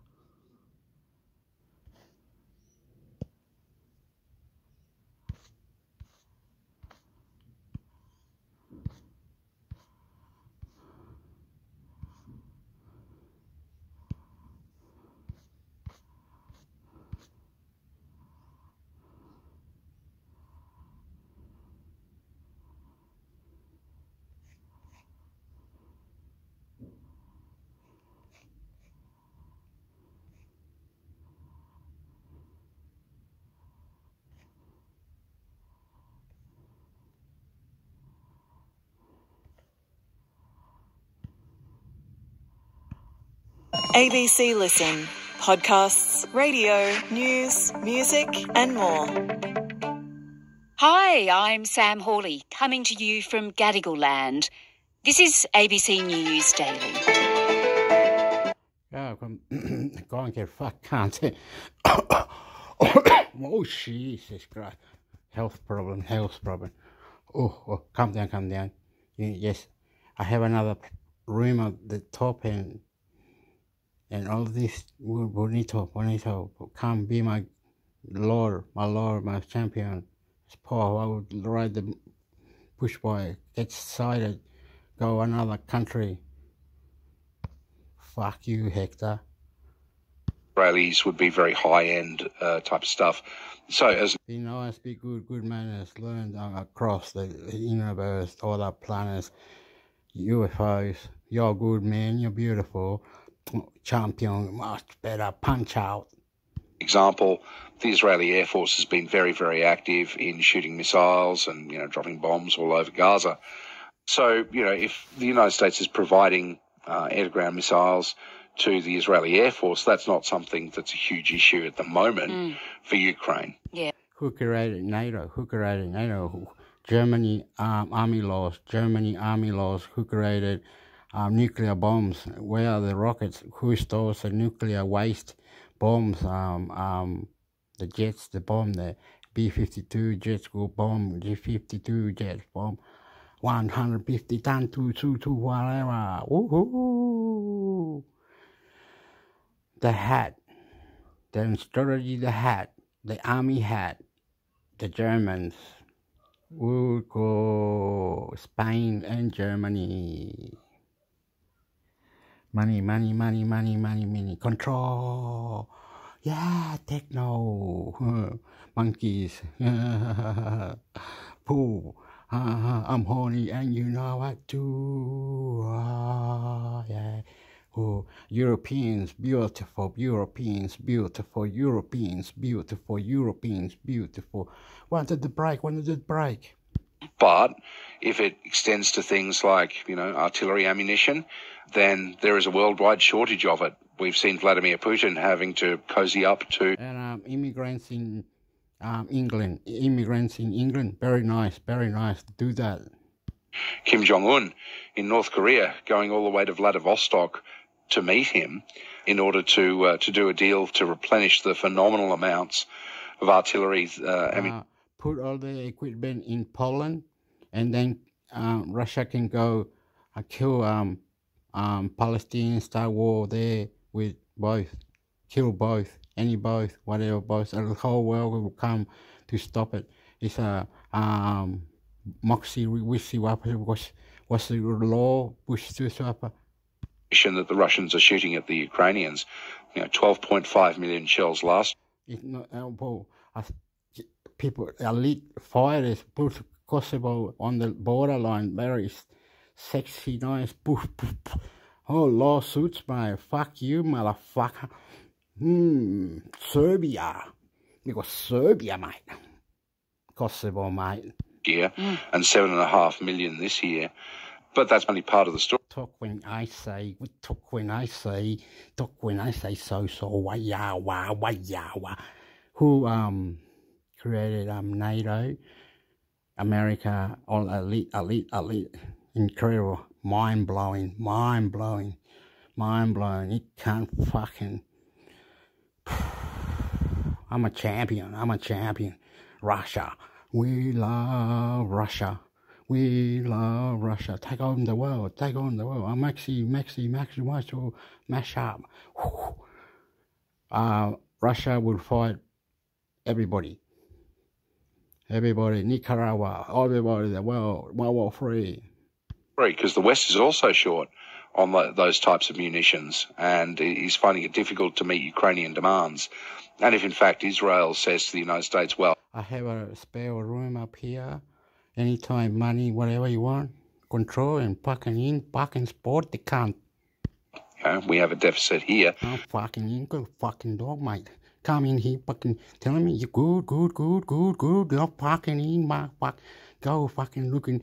I bet you said that it was 2 or 3 hours walk, and then you be fucking heart attacks, fucking everything. What was it? The Macquarie Mark, or the Long Falls, or the River Falls, and the koalas this, and the Latino this, and the sport hector. Knock him out, motherfucker. Our fucking money in. They said they loved him. Where are the people? There was like Papua New Guinean reggae music, though. Fucking go. Fuck you, my fucking we need to sex this gun. Love you, you too, motherfucker. But boom. New games, my stupid sporty. Play chess, learn to get out, get some, like, they said, like, the, Communism, Pacific, they were NDIS support, come house, clean out, to put Filipino, New Zealand, all the people to come in buses, go to the shops and they go look around. We're going to the building. We'll play chess, play this, draw. You're mad, Hector. In a plane with NDS, they said. Who was that? The Prime Minister. Oh yeah, but sucking meat. You know, the lady or something. The lady Thorpe or whatever his name. Let's get it down. Oh, you can look for it. If I'm right. That we need to fill, then that might stretch. I doesn't want to do it.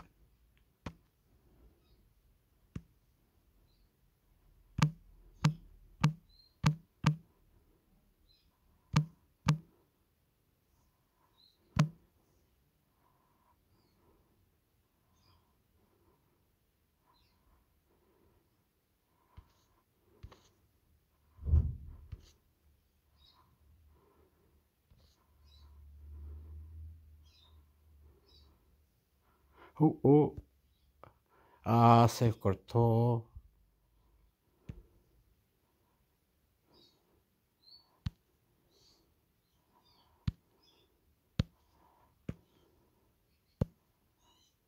Señora Thorpe, ella peleaba o algo. Si Lady Thorpe, ¿cómo es? Aquí. C-O-P.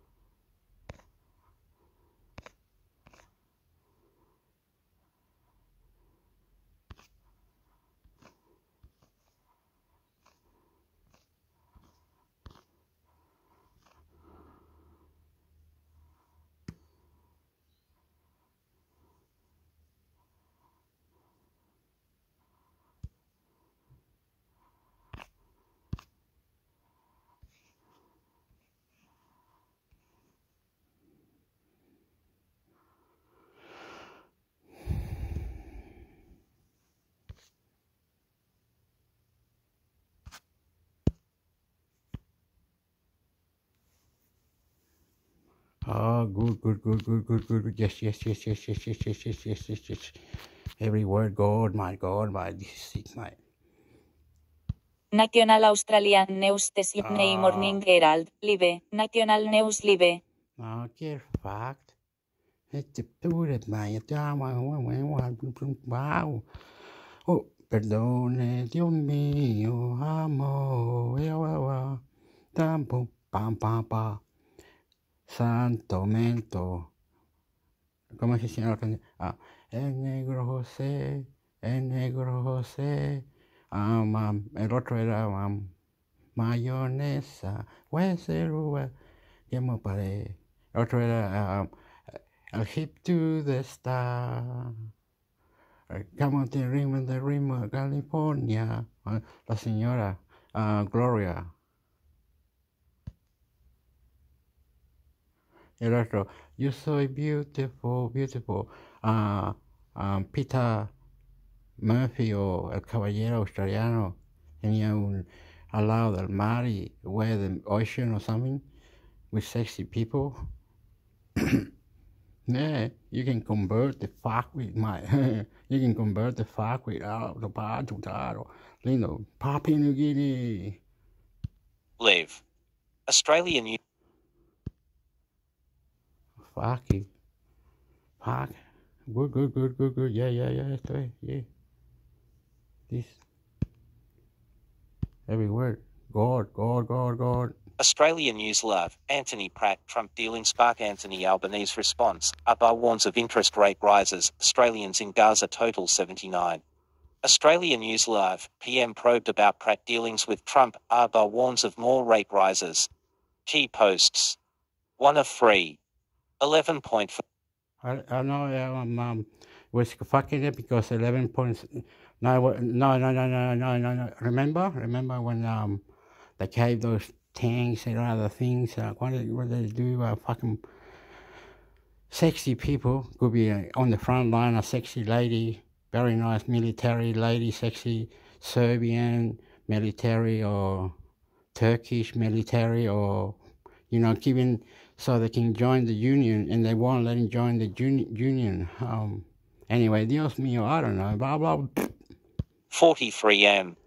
Inflation rose by 1.2%, ABS data shows. Be sane right. The Reserve Bank's Melbourne Cup Day meeting. Can only do what I can do. I am Chilean, I'm Hector, intermix Hector, subscribe to my channel, talk to me where punch the fuck out. I love beautiful New Zealand. Yes, New Zealand. They're tough, they're strong, beautiful. They sing with their words. They say that a lady. She's swimmer and rugby league player, New Zealand. Tall. Can't remember her name. I think she lives in New Zealand. She said that now the New Zealand anthem sing in Maori, or the lingo of the natives. You know what I mean? How the change to come back to the natives. Meeting will consider a 0.25% rate rise after new figures showed a lift in inflation driven by the cost of petrol, the tight rental market, and increasingly expensive. It was so fucked up, and we kept talking about petrol because the Ukrainian war and Palestinian, all this, the protesters in Sydney, all fucking wrong. Fuck you. That's what it was. I love you. Trying to burst you out, boss. I love you. Licking you out, mate. Insurance. The Australian Bureau of Statistics reported inflation in the September quarter listed by a larger than expected 1.2%. Markets had been expecting a fucking world record this. Every word, mate. This, as you can see, said here, September quarter lifted by the largest than expected 12.12% market. It's world record, brother. It's world record, brother. World record, brother. Cunning. Australian News Love. Love you, heaps. Anthony Pratt, Trump dealing spark. Anthony Albanese response. Abba warns of interest rate rises. Australians in Gaza totals. Can I fuck me? Come on, draw me. Come on, fuck me. Come on, draw me. When I fuck me, come on, draw me. When I want me, I want me, and I want me. When I want me, I'll do boom, free. I'll do boom, bye. Wow, revolution, money, economy, everything, the whole lot. Australia, I guess, had 12.97, Australia. Okay, it's the world record. Okay, Australia. Oh, Wamba. Mexico, all different tribes, economic, zapatos, Chile, el Condor pasa, tecnología, auto militar. Oh, booma. Wow. 79. Australia News Live, PM probed about Pratt dealings with Trump. Arba warns of more rate rises. Key posts. 1 of 3. 11.43M. Inflation rose by 1.2%. ABS data shows. Be sane right. The Reserve Bank's Melbourne Cup Day meeting will consider a 0.25% rate rise after new figures showed a lift in inflation driven by the cost of petrol, the tight rental market, and increasingly expensive. Oh, fuck the can up, motherfucker. Fuck you up. What you saying? Fuck you up. Lie. Why they go up. Market sucks. It costs too much money now. The lady wanted a baby, right?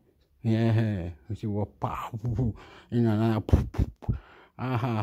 she would have Hector. She would have hit you fucking coqueta, mamacita, mamateta, a lot of pateta. Yeah, trae la comida, trae el respeto. Vaya, como yo contraba. To, pacha, papa, preto. Con lo aves, boy. Sport gym, sport gym, sport gym, sport gym, sport gym.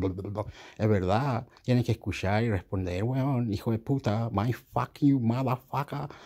Play some gym, pancha. Don't get stuffer, Hector. Don't get stuffer. Paquete pafa, pafa. 5 puntos, palito, polito, pico. Fuck you, motherfucker. Control your temper, control amor, control everything. Papua New Guinea, otro mundo, otro sport. Rugby union femenina, Papua New Guinean. Rugby union femenina, Papua New Guinean. Todo el mundo, otro estado de espada de Japón, peleas, historias, documentos, stream history, swords, the Bible, God, Jesus Christ. Australia News Love, Anthony Pratt, Trump dealing spark Anthony Albanese response, Abba warns. And it was saying the words, fuck you, fuck you, fuck you, fuck you. Of interest rate rises, Australians in Gaza total 79. Australia News Live, PM probed about Pratt dealings with Trump, Abba warns of more rate rises. Key posts. 1 of 3. 11 point for 3am. Inflation rose by 1.2%, ABS data shows. Be sane right. The Reserve Bank's Melbourne Cup Day meeting will consider a 0.25% rate rise after new figures showed a lift in inflation driven by the cost of petrol, the tight rental market and increasingly expensive insurance. The Australian Bureau of Statistics reported inflation in the September quarter listed by a larger than expected 1.2%. Markets had been expecting a 1.1% increase. At the annual level, inflation actually eased from 6% to 5.4%, its lowest rate since the March quarter of last year. The closely watched measure of underlying inflation, the trimmed mean, increased by 1.2% in the quarter, although the annual rate fell to 5.2%. Through the past 3 months, petrol prices jumped by 7.2%, rents were up to 0.2% and electricity was up by 4.2%. Over the past year, rents have climbed by 7.6%, which is the largest annual increase since 2009. The rental rise would have been larger, but for an increase in Commonwealth rent assistance, which started in late September. Also over the past 12 months, inflation costs have jumped by 14.7%. The Bureau's head of price statistics, Michelle Marquardt, said the September quarter result was up on the June quarter, when prices increased by 0.8%. While prices continued to rise for most goods and services, there were some offsetting falls this quarter, including for childcare, vegetables, and domestic holiday travel and accommodation, she said. Soup prices were up by 0.6% in the quarter, the smallest increase since September 2021. This was driven by a lift in the prices for restaurant and takeaway meals. Prices for fruit and vegetables actually fell by 3.7% in the quarter. 11.32 am. Woolworths to vote against retail veteran, joining Endeavour Group board. By Jessica Young. Woolworths Chief Executive Brad Banducci has indicated the company will vote against the election of retail veteran Bill Wavish to its board at drinks giant Endeavour Group's upcoming annual meeting. A board staff has been brewing Acton Mercies and BWS operator Endeavour Group over the past few weeks, started by pubs billionaire Bruce Matheson. The company's biggest shareholder, who is incensed at the decline in ferry price and flamed the company leadership and strategy as a disaster. In a bid to overhaul the company's board of directors, Matheson has been trying to convince shareholders to install Wavis, which 3 of the nation's most influential proxy advisors have recommended against. In a media call today, Banducci said the company would be aligning itself with Endeavour Group's recommendation to vote against Wavis, making his election to the board increasingly unlikely. Woolworth holds a 9.1% stake in Endeavour. We are very supportive of the board and management to create long-term value creation, he told reporters. 11.15 am. Staff member stood down after was first child death in custody. Like a rolling cell. Warning, the below reporting contains the name of Cleveland Dodd, with his family's permission. A staff member has been stood down following the death of a 16-year-old detainee, who died last week after self-harming in his cell at a WA prison facility. The teenager, Cleveland Dodd, was in the Use Unit 18 wing of adult maximum security Casuarina prison when attempted to take his own life on October 12. He died shortly after 10 p.m. last Thursday, with family members by his side. A staff member has been suspended from duty pending the outcome of a departmental inquiry, a WA Department of Justice statement reads. The department won't comment on specific matters under investigation. The boys is Western Australia's first child death in custody and Australia's first since 2010. Crisis support is available from Lycilonian 13th of November 14, Kids Helpline 1800 to 55 1800, for 24/7 crisis support run by Aboriginal and Torres Strait Islander people. Contact 13 Yarn 1390 to 70 fix. 10.58 am. Ruby Princess operator misled passengers about cruise safety, judge rules. By Michaela Whitburn and Georgina Mitchell. A federal court judge found the operator of the Ruby Princess cruise ship should have cancelled a voyage from Sydney to New Zealand at the start of the COVID-19 pandemic and that it made misleading representations to passengers that it was reasonably faced to embark on the cruise. In a decision today, Federal Court Justice Angus Stewart awarded the lead plaintiffs in a class action out-of-pocket medical expenses, totalling $4,423.48 plus interest after finding she most likely contracted the virus on board the ship. The decision leaves the door open to payments being made to other members of the class action. Read the full details about the case here. 10.39 am. Defence Force Chief won't speculate about cause of fatal Whitsunday's crash. Like a rolling cell. Australia's Defence Force Chief, General Angus Campbell says he wouldn't comment or speculate on causes of the fatal helicopter crash in the Whitsundays. The July crash occurred off Lindeman Island in Queensland during the Talisman Sabre military exercises and caused the death of Captain Daniel Lyon, Lieutenant Maxwell Nugent, Warrant Officer Class to Joseph Laycock and Corporal Alexander Nags. It was Australia's worst peacetime military accident in almost 20 years. Campbell told a Senate Estimates Committee there were 4 ongoing investigations into the deadly crash, and Defence is committed to supporting all of these investigations. Here's what else he said. I won't be able to comment nor speculate on possible causes of the incident, and the government's decision for the MH90 fleet to no longer fly does not suggest the outcome of any of these investigations. It's important that incident investigations are allowed to pursue all lines of inquiry, and I'm advised this may take up to 12 months or more to complete. 10.28 am. Albanese's private dinner with Joe Biden. By David Crow. President Joe Biden has welcomed Prime Minister Anthony Albanese to the White House for a private dinner with their partners, in a rare personal discussion before a day of formal meetings. Biden and his wife, Jill, met Albanese and his partner Jody Hayden at the south entrance of the White House after the Prime Minister's motorcade arrived at the residence. Welcome to the White House, Biden said as he greeted the guests. When a reporter called out a question about whether Biden should urge Israel to delay its ground invasion of Gaza, the president said Israel would make its own decisions. The two leaders made no other remarks to the media before going inside. The private dinner was held on Tuesday night in the White House after a day of meetings that included a $2 billion Australian pledge on finance for miners who export critical minerals and a $20 million Australian commitment for military help for Ukraine. Here's the latest on the Prime Minister's visit. 10.14 am. Meat, fruit and veggie prices ease at Woolies, prompting shoppers to buy more. By Jafika Yun. The price of meat and fresh produce has eased over the past few months, which for customers put more items in their shopping trolleys and send Woolworth. First quarter sales up 5.3% to $17.2 billion in the September quarter. Brad Banducci, CEO of the nation's biggest supermarket chain, said in a trading update to investors this morning that Woolies food sales rose 6.4%.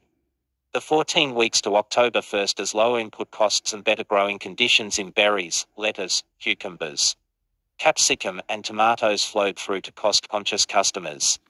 Inflation in our food businesses continued to moderate, Banducci said in the statement. Yet while customer demand remained resilient, the retailer was seeing our customers, particularly our favour families and young singles and couples, ever more focused on value in all forms. The supermarket's own brand and private label sales listed 7.8%, with long life sales increasing 14.4% as shoppers added pantry items, household care, and milk, cream and cheese to their baskets. Here's more about food prices. 9.52 am. Treasury boss warns headline inflation may remain higher than expected. Be sane, right? The head of the Federal Treasury has warned headline inflation may remain higher than expected because of the ongoing volatility in petrol prices, adding further pressures to households who are already cutting their spending plans to deal with cost of living pressures and mortgage interest rates. Treasury Secretary Stephen Kennedy, speaking to a Senate estimates hearing this morning, said while the Australian economy had proven resilient over the past 12 months, the coming year was likely to be tougher, especially as the jobs market weakened. The Australian Bureau of Statistics will this morning release the September quarter Consumer Price Index, with economists tipping inflation to have climbed by 1.1% over the past 3 months. The Reserve Bank has warned it may have to push up interest rates further as inflation looks like it will stay higher for longer. Kennedy, who sits on the Reserve Bank board, said inflation around the world had proven more difficult to bring down than expected, which meant central banks were likely to keep interest rates.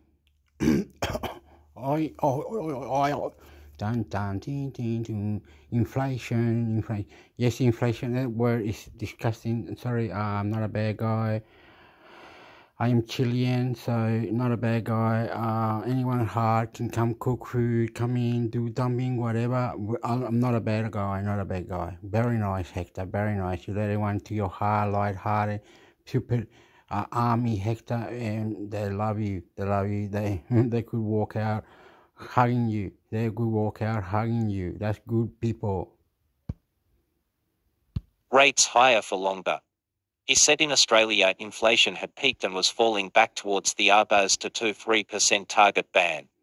But inflation here could stay higher than expected because of... They created an army, a special force elite, based on Syria, based on oil, gas maneuvers, lawsuits, different books that they don't tell you in the Vatican. Of petrol prices. We still expect inflation to fall towards the target band, but it may be slower than expected, he said. I'm not very clever, cluey. Who stole the Red Bell UFO of Canada, Mexico? The UFO that crashed on the land or something, or the giants or whatever, or the people, or the British Valparaiso War, British 1980 War. Oh, lo corté, aguanta, catao. Okay, import. Don't worry, it's alright. It's alright, amigo. Tu bueno, esto, pishnagado, y push. Estush. Cocha. No veo. Working home, but farmers, no.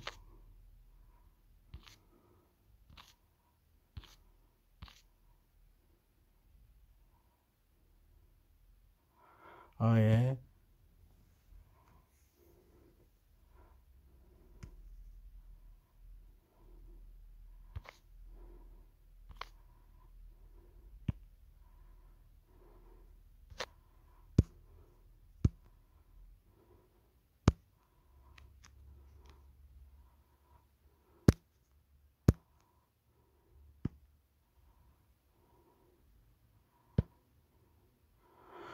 Why I take stock this what I call it, why they put the chemicals on the fruits and vegetables, fake meats, minced meat is fake, everything yucky if you knew it. You could unhealth or the wealth. You can unhealth with a question that you might want a political health, or you want into how notepad in the brain, thinking how to live with plans, how to live with more plans, how to live. Pray to God, Hector. Pray to God. Pray to God. Why AI tech stock boom could be headed for .com style bust. Biden Miles. October 20. But bad police kick my door down. I'm not a bad guy. No, I let everyone do the cooking, like I said, wherever they want. Long as they hug me, kiss me, love me. Any country, Papua New Guinea, Fiji, Polynesian, Haka, Maria, Veronica, Mars, Venus. 25, 2023 5.07 am. The rally in the US fair market this year has been driven by technology shares, but it is faltering with echoes of the .com bust of 2000. We could see share price falls accelerate in coming months, with US interest rates expected to remain relatively high and geopolitical risks rising. While investors in expensive artificial intelligence AI stocks may ultimately be proven right, there are plenty of fascia places to park your money given the geopolitical risks, persistently high inflation and relatively high interest rates. I remember something that I remember podcast.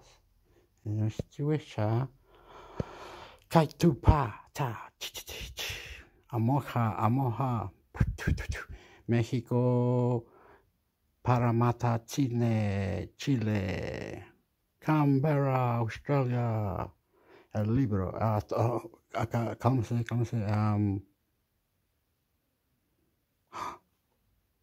It's gone out of my mind.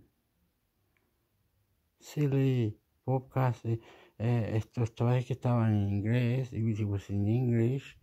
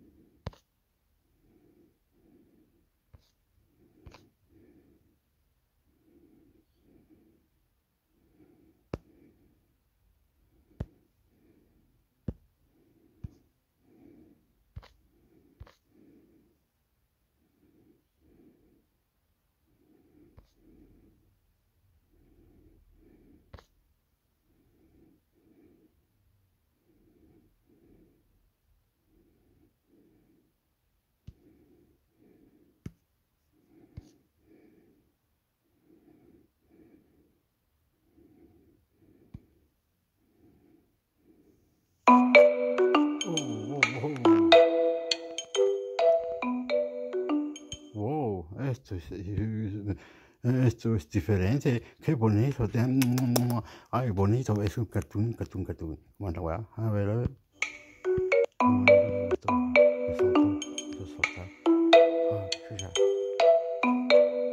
The three of the four authors, Donald Cohen, the founder and executive director of the Research and Policy Center in Public Interest and the co-author of The Privatization of Everything. Welcome, Donald. Thanks for having me, Goldie. We have Joan Walsh, the national affairs correspondent for The Nation, the co-producer of the Emmy-nominated documentary The Sit-In. Harry Belafonte hosts The Tonight Show, and the author of What's the Matter with White People. Welcome, Joan. Thanks, Goldie. Really a pleasure to finally get you on the podcast. And my final guest, I don't know, some of you may have heard of him. It's Nick Hanauer, an entrepreneur and venture capitalist, the founder of the public policy incubator Civic Ventures, and the co-host, normally, of Pitchfork Economics. My boss, Nick. Military. Oh, I love you, military. Paramilitary. Your lifestyle. You can do it. It's easy. I show you 100 kilometers. Come back. smiling like a dog. Come back like a dog. You're a dog. I love dog. Control it. Hey, you don't love it. You have a bench. You have el mar, the ocean. Vamos a la playa. Sport, volleyball, science center, economics. People are interested in very fucking interesting. This is Cambolito. In the moment, they meant it. You are beautiful. You are nice. Thank you. Seriously. No, and we can hablo flamengo español. look back at that and laugh now. And some of them believed it, let's be honest. Yeah, right. Viva Chile, esta noche vamos a ganar. Esta noche Chile. Upa. Mierda, chucha. You know, on slavery, let me just, the Negro slaves of the South are the happiest and in some senses the freest people in the world. The children and the aged and infirm work not at all. The women do little hard work and are protected from the despotism of their husbands by their masters. I know that quote. That was from a speech that Ron DeSantis gave just last month, right? No, it just staggers the mind, the degree to which folks will go to protect their interests and the things that they'll say. But always, like what's just shocking is the quiet part is never said out loud. The powerful never advance the arguments that obviously are motivating them, right? It's so funny. It's always like this pro-social language about, well, no, it's good for you, Right. What I think is both funny and interesting about the book is the way that there are similar arguments that are used again and again, but not always on the same topic. How you see these themes that run throughout the political polemic over the years. If you could maybe go through what some of these are. First, it's not a problem. Smoking doesn't cause cancer, right? Right. I'll do it, and then you can fill in, Nick. So, and then secondarily, it's not our fault; it's your fault. A coal mine fell because workers were irresponsible, not the coal operator creating the conditions. Job killer and everything. Then disaster. Socialism or you're going to lose your freedom. And then, the one I think that Nick likes the best is that, this will hurt you. How do we say it in the book, Nick? You'll make things worse. Is that how Yeah. So, minimum wage will hurt, I think Reagan said something like it's the most anti-poor, piece of legislation on the books. So this will hurt the very people you're trying to help. Yes. And we see these over and over again. And earlier, Goldie, you said, look, as inoculation or a vaccine for going forward. The next time people are going to see those arguments is in tomorrow's newspaper. Right. I see them every day. If an industry spokesperson is saying something, they are using one of these lies. I mean, it's uncanny. It's just uncanny. And again, I think what's so important is this. I just like to say, it's like Egypt or Gob, Shitey or Muppet, Grand, Maggot Head. See the patterns, because in and of themselves, like when the new lie surfaces about the new circumstance, it always sounds plausible, right? Oh yeah, don't freak out. I love you. Whatever. I'll fuck up. It's plausible that by regulating this behavior or charging more for whatever it is, that the whole society will collapse. But until you realize that they've said that about everything for 200 years, right? It's so... Civil war, mechanism, civil war, civil protesting, fucking the government. Whoa, wanted money. They wanted money. The government was creating money somehow, making me rich. The money, they wanted money. They wanted money. Wanted money. Africano. Wow, justice, freedom. Wanted money. Yeah. Oh, let me see. Let me look another word. It was here. There was here. Lipping, another word for studying or hungry. Greg, a word with a few meanings, and means going on gossip. Was the Greg can also use to say hello, something meaning hi, any gossip, how is it going? Is going if something say Greg was 90, it means fun, laughter, and enjoyability was amazing. The jack, Irish slang for the toilet. The jack, the jacker. This is used to describe that the broker not working in the TV. Bank jack simply means not working. Bank jacket. Johnny Mac in expression to donate chalk offers some predation.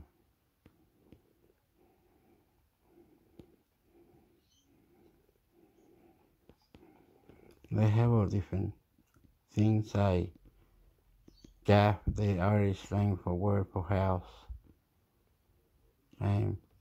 William B said, technology, in the boats, again, whoa, take the photos. You can come. What's the word when they contribute and you go somewhere? Oh, we went on the boat ride.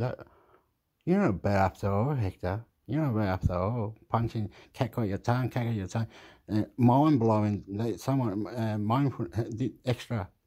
Arming your eye. Yeah, move your mouth, eyes, shoulders up, look up. And Hector got punched in the head by a lady. Or whatever it is. The lady who was punching Hector. That the whole society will collapse. But until you realize that they've said that about everything for 200 years, right? It's so, the context makes such a difference. One of the things that really animated my interest in this, you guys, I'm not sure if I ever told you, was that in my early work on the minimum wage, there was all this pushback. It'll be job killer, it'll be job killer, it'll be job killer. And especially when we were doing 15 in 2012. And I called Larry Michel, who worked at EPI then, and asked him about an historical record. I'm like, well, has it killed jobs before? And his analysis had only gone back to the late 1990s or something like that. And I'm like, but we've been raising the minimum wage for like 100 years. Like what happened the last 50 times? He's like, I have no idea. Nobody's ever done that analysis. So we hired an economist to go back and look at the employment data at every single time the minimum wage had been raised since inception. Is it 1938, Fair Labor Standards Act. And indeed, in 0 cases, I think it was 24 times or something like that we had raised the minimum wage. There was outside of a recession. If there was already a recession. That's right. If employment was already dropping in a recession, then the minimum wage, then wages went down. But in absent of that, there was literally 0 evidence that there were a few all came that analysis. So we hired an economist to go back and look at the employment data every single time the minimum wage had been raised since inception. Is it 1938, Fair Labor Standards Act. And indeed, in 0 cases, I think it was 24 times or something like that we had raised the minimum wage. There was outside of a recession. If there was already a recession. That's right. If employment was already dropping in a recession, then the minimum wage, then wages went down. But in absent of that, there was literally 0 evidence that there were fewer jobs after the minimum wage hike. And most consequentially, when you looked at the actual job data, the more affected the job was by the minimum wage, in fact, the more jobs there were created in the aftermath. It was absolutely fascinating. But until you can look back historically and realize that at every single point, for 100 years or whatever it is, 90 years, that people had tried to raise the minimum wage, that people who didn't want it to be raised because their profits would be moderated said the same exact thing. And in every single case that it never killed jobs, you just have to say to yourself, why is it that we have to have this fight every time? So let me share. There was, when I did the fellowship, one of the things I did was I looked at evidence after the fact on many of these laws, and laws and regulations, and just like what Nick was saying. But realize that what we don't need is a debunking; we need pre-bunking, right? Mm-hmm. That's a great phrase. And so, because we'll get into the fight about the minimum wage, and you'll have your data, and I'll have it. Just that we lose when we're debunking, right? We accept their premise. We need to say, no, your premise is a lie. Your premise is a ruse. So that's the direction that the project took. Is we need to ridicule these folks. And what I wanted early on, I told Nick and Jonas, I wanted to get Reagan's phrase, "There they go again." Just dismiss it right out of hand as soon as they say it. Yeah.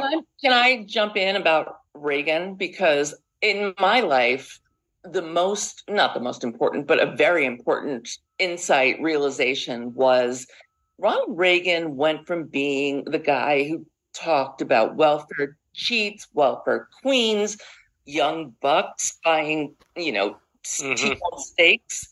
Oh, shit. You don't believe, I'm in Australia and it is 12:21.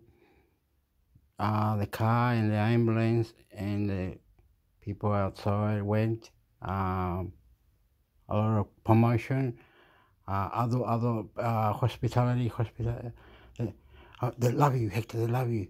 They can control you, fucking do you, whatever the boyo, pampoyo. Apa. Yep. You can have a prostitute, Hector. You can have a prostitute.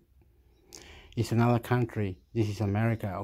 ¿Cómo es que americano? Sí, americano, Estados Unidos. Allá, esto es lo que están hablando. The United States, sí, amigo. Sí. Effects, protocol. Beautiful. The lady wanted money and very well looked for a venture to whatever. All the tips and tricks was very active. And extras more killed it. From being the guy who talked about welfare cheats, welfare queens, young bucks buying, saying God. But you don't even read the Bible. You don't even read you don't know bialistic. He said, but my thinking. Bible, Philippines, Vietnam, Israel, Palestinian, Ukraine, Russia, Chile, Australia. Bang. Steaks with food stamps. Alemania. But then he moderated and he became the guy who said, we fought a war on poverty and poverty won. And it gave people permission to just think that if we're trying to help those people. And go one thing, the door one, and the love shack. It's just another place we get together. Beautiful, Pete Murray. Beautiful, Pete Murray. Wow. It's love you. We're hurting them, and so we've got to come up with private sectors. Is there an app that the app Karate Kid come in and the Karate Lady, Philippine foreign kapapu have it all set up, mate. Manipulate is good. God. Manipulate is God. Fuck it, good. Man. And pay taxi. He was saying you can't do it, Hector. Prostitutes, if you behave to be good, you can have a nice one. Prostitute, pay the good money. For a long time, if you wish, park and poof, Chilean, Australia, the class everyone, boom, mix, lifestyle mix, fuck him up, control me, army me, love me, you yourself, be yourself, army me, bomba, estoy explotando. Chile, Australia, Papua New Guinea, Australia, South Pacific, the plate, walk, magic portals. Just think that if we're trying to help those people, we're hurting them. Lick the cunt, lick the cunt, lick the cunt. I'm horny and you know it. Lick it good, mine it good. Suck it good, lick it good. Oh, excuse me, Chileno, Papua New Guinean, Estados Unidos, Nicaragua, Rusia, North Korea, Australia, bomba, tumu, feo, And so we've got to come up with private sector God. solutions. We've got to cut things off. Fucking God. You know, and I think to this day that, I mean, the modern Republican Party is not Reagan's party, I have to say. But I think to this day, for responsible conservatives, that's still active. And it really changed our discourse. Mm-hmm. You know what stands out to me, Joan, thinking back on the Reagan era, what Ronald Reagan was very successful at was ridiculing liberals. He helped turn the word liberal into a bad word that liberals were afraid to use, so they started calling themselves progressives. He destroyed the brand, and it showed how successful ridicule can be as a political tool. And that's what I love about this book. It is turning the tables back on the other side. It is a giant eye roll at everything they say and have said and continue to say for the past 150 years. Yeah. No, and and there's another strategic element to this that you're highlighting, Goldie, which I want to emphasize again, and that is the essential role of ridicule in these sorts of discourses. Because, again, just circling back to one of the statements that you made early, they don't say these things because they're true. They say these things because they're an effective way to prosecute their interests. And if you think that you're going to talk the Chamber of Commerce out of saying that raising wages kills jobs by showing them the economic evidence, you are deeply, deeply naive. Right. This is a mistake that Democrats make. They think that you can win on the facts. You can't win on the facts. No, they don't care about the facts. They care about their